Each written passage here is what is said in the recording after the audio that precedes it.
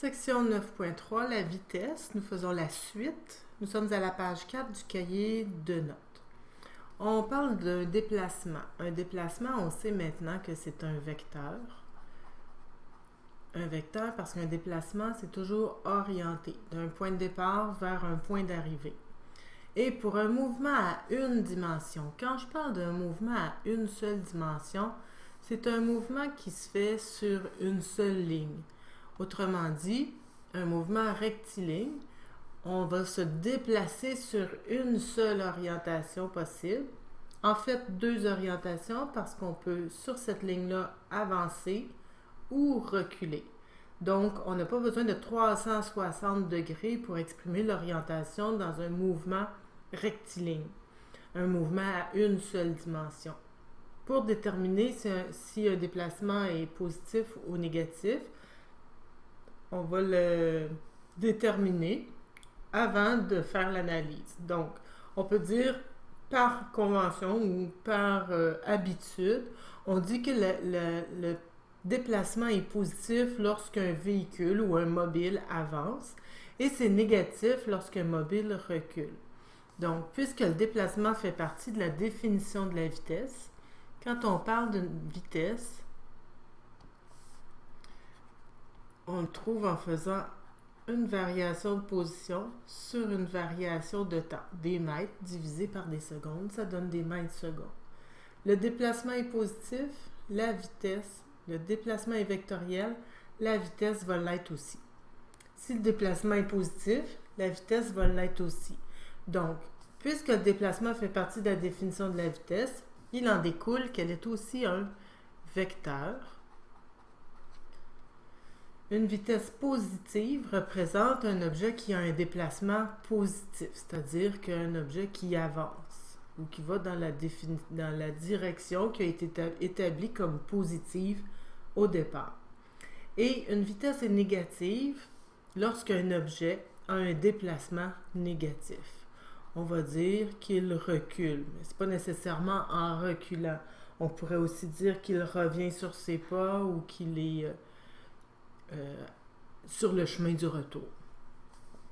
Dans un graphique de la position en fonction du temps, on va faire un graphique qui représente une vitesse de 2 mètres secondes. Dans ce graphique-là, si je me place à 0 secondes, on va être à une position 0 mètre. Après une seconde, on va avoir traversé une distance de 2 mètres. La seconde suivante, on va avoir fait encore 2 mètres, donc on va se retrouver à 4. Si on relie tous ces points-là, on se retrouve avec une droite directement proportionnelle. Parce que à chaque seconde, à chaque intervalle d'une seconde, il y a 2 mètres de déplacement. La seconde suivante, 2 mètres de déplacement. On peut dire que la vitesse est constante. La droite résultante est significative, elle représente quelque chose. Lorsque les données de position en fonction du temps produisent une droite, on peut en déduire que la vitesse de l'objet est constante. C'est vrai, à chaque seconde, on se déplace de 2 mètres. Donc, on peut conclure que la vitesse est constante à 2 mètres secondes. On peut conclure aussi que lorsqu'on fait la pente du tracé du graphique de la vitesse, de la position, attention, il ne faut pas se tromper comme je viens de le faire, c'est vraiment la position, x en mètres, en fonction du temps, t en secondes. Quand je fais la pente, je fais les variations en x, en fait, les variations de position, ça va être un delta x, qui veut dire variation de position, divisé par variation de temps. Variation de position divisée par variation de temps correspond à la pente et ça correspond aussi à une vitesse qu'on va obtenir avec des unités mètres par seconde en physique. Ça donne la vitesse.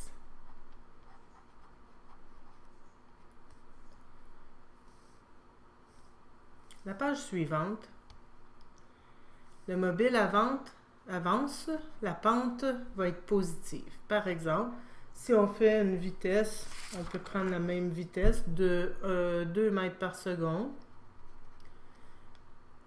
Après 1 seconde, on va avoir traversé 2 mètres. Après 2 secondes, 4 mètres. Après 3 secondes, 6 mètres. On peut dire que la pente est positive. Lorsque le mobile recule, on pourrait dire que c'est quelqu'un ou un véhicule qui revient sur ses pas. Si c'est la même vitesse, on pourrait dire à 2 mètres secondes aussi. On pourrait tracer les points. Si on part de 6 mètres du point de départ, après 1 seconde, on va être à 4 mètres. Après 2 secondes, on va être à 2 mètres. Après 3 secondes, on va être revenu à notre point de départ. Si on relie tous ces points-là, on va avoir affaire à une pente négative. Quand je vais calculer la pente, je vais obtenir une valeur de la pente qui est négative et quand je fais la pente dans un graphique de la position en fonction du temps, j'obtiens la vitesse. Donc, une vitesse négative se calcule en faisant la pente, puis la pente va être négative aussi. Ça veut dire que on recule. Le mobile recule, la pente est négative. Si on pourrait aussi partir à l'envers du point qu'on s'était donné au départ. Mettons que je pars de chez nous, puis au lieu de tourner à droite, je vais tourner à gauche. On pourrait dire que à droite serait positif, à gauche serait négatif. Après 1 seconde, je me retrouverai à moins 2 mètres.